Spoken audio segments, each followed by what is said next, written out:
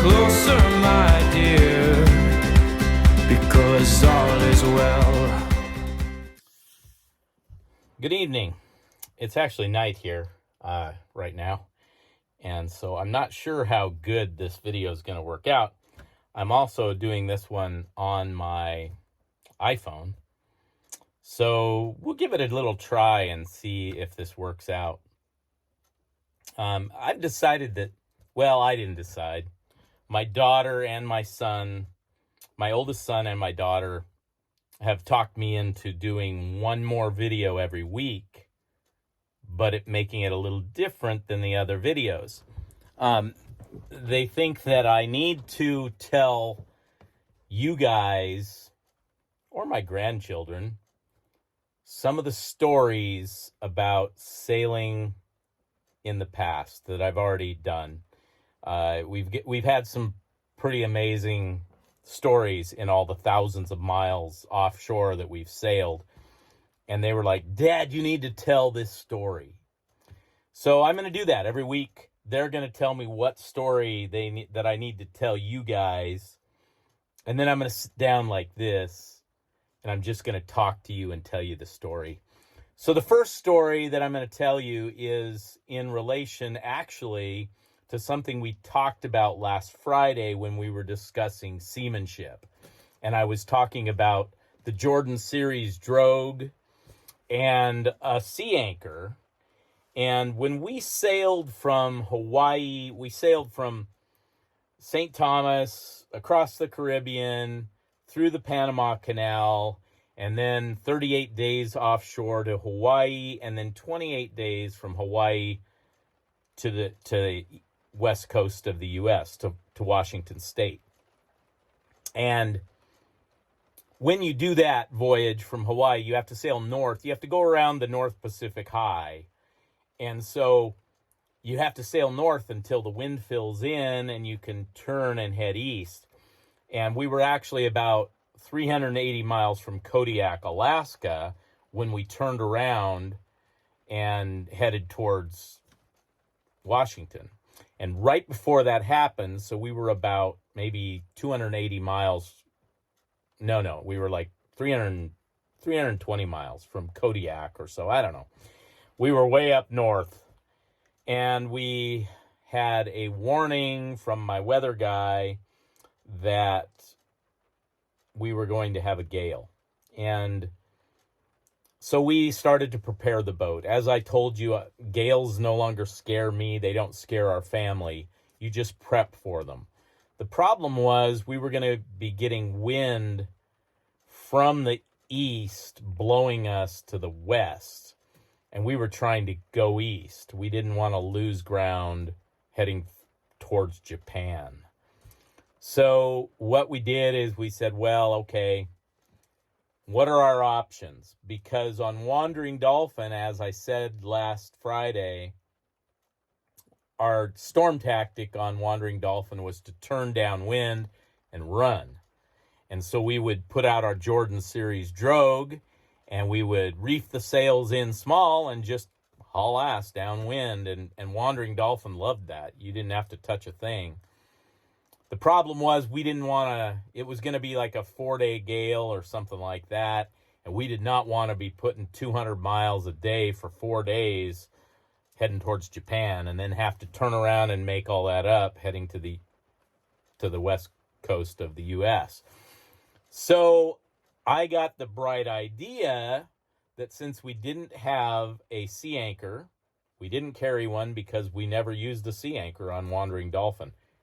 Here's a good reason why you should have one anyway. I said to my daughter, I brought her up onto the bow. As I've said, my wife was there as well, so were the kids.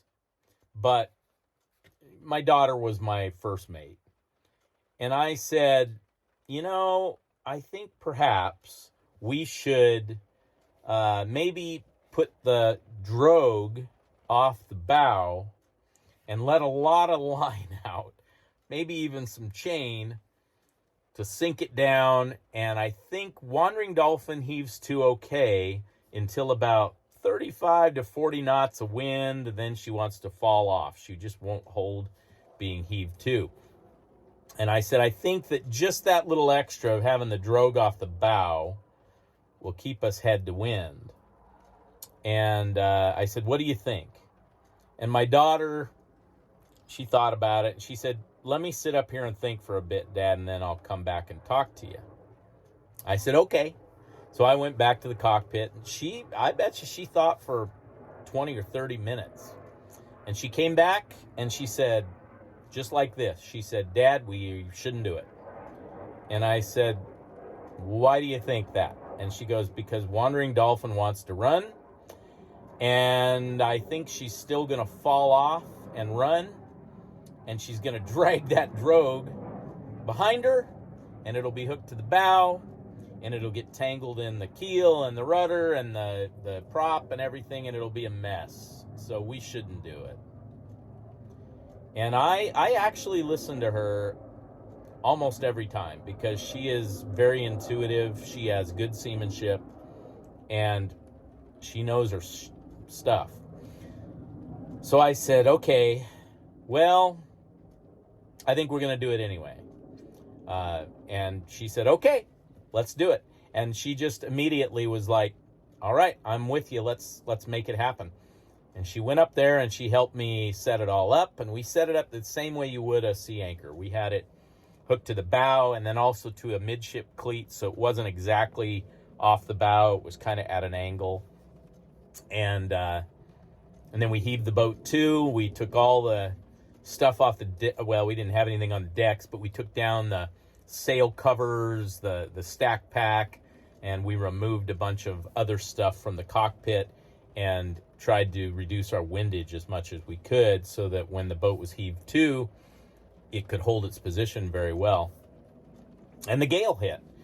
And the whole family was loving being heaved to because we never heaved to. As I said, it just wasn't our storm tactic on that boat. And so they were a little shocked. They were like, Dad, why haven't we heaved to before in storms? This is great. Because it really, honestly, it feels like you just turned the weather off. We were down there playing games on our iPads. Becky made pizza and cinnamon rolls. She was baking. The wind was blowing 35 and cranking up to about 40 knots. And I kept looking over at Emily and smiling. And she knew what I was saying was, see, we're fine. It's all working just perfectly fine. No problem. Even though I didn't say that, she knew that's what I meant by my little smirk. And at about 40 knots of wind, maybe a little higher, we got a gust, maybe it was 45. The bow fell off, and she started to run. And I had to listen to the sound. You could actually hear the drogue drag under the boat, and sure enough, it wrapped the prop. And we had a V drive on Wandering Dolphin. I don't know if you know what a V drive is. It means your engine is in backwards, and so the transmission comes off of the front of the engine, and then a V drive points it down. And the nice thing about that is it's a very short prop shaft, and it's directly under the engine, so it keeps all the weight very low and centered. You don't have to have a long prop shaft and have the engine in a bad spot. It doesn't take up very much space. So I pulled off the companionway and started looking at the engine, and you could watch the prop shaft while it's wrapped with the drogue, which was now doing what it was supposed to do, which was pulling to slow the boat down. And the boat's now moving through the water, she's running, and the prop shaft's going like this. It's only connected, of course, with 4 bolts at the flange, and if it pulled loose, if something broke and it pulled loose, it's going to pull that shaft, and then the prop would have hit the rudder and jammed the rudder, which was behind it, and it was a skeg hung rudder. It wouldn't have hit the rudder, but it would have hit the skeg, and it would have then started leaking water in. We had a dripless seal on Wandering Dolphin because it was an aluminum boat, and you don't want any salt water in the bilge on an aluminum boat. So just a disclaimer about what I've said about flax packing glands. You know, on an aluminum boat, you still want a dripless seal because you don't want any water in the boat. Although, I've been told that there's some great stuff now that I can put in my flax packing that will stop it from leaking completely. So I'm going to try that. But anyway, I digress again. So I literally sat there. We were fortunately almost at the end of this gale. And so I sat down there on the floor looking at the prop shaft for about 24 hours, just watching it. And I had plugs, and I had this rubber stuff that I was getting ready in case I had to shove it into the seal. You know, I didn't know what I would do. And we were still way out there. You know, we were almost 300 and probably 20 miles from Kodiak, which was the nearest land. And we were still 15 days from Washington State, you know. So it would have been bad. And, the wind started to die after about 24 hours, but the seas were still large. The boat was still going up and down in probably, I hate to exaggerate, but they were probably 10-foot swells. And they were pretty close. They were a close interval. So the boat was banging up and down. And, you know, of course, you don't want to get in the water. Well, you don't want to get in the water anyway, in my opinion. I know those guys play off their boats offshore. I've never done that much. I've swam offshore a couple times. Never enjoyed it. Always felt like I was an alien in the wrong place. But, you know, I knew I had to get in the water with my Spyderco salt knife and cut that stuff off. And I wasn't going to do it while the boat was going like this.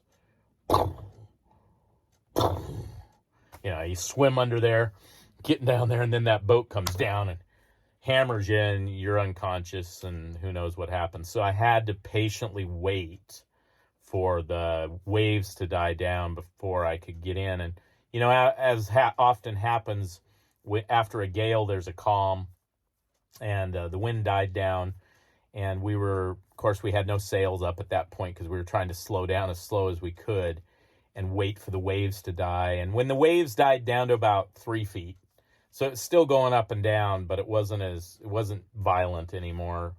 And it was cold water. We were almost to Alaska. I had to get in there and cut that loose. Now, here's the problem.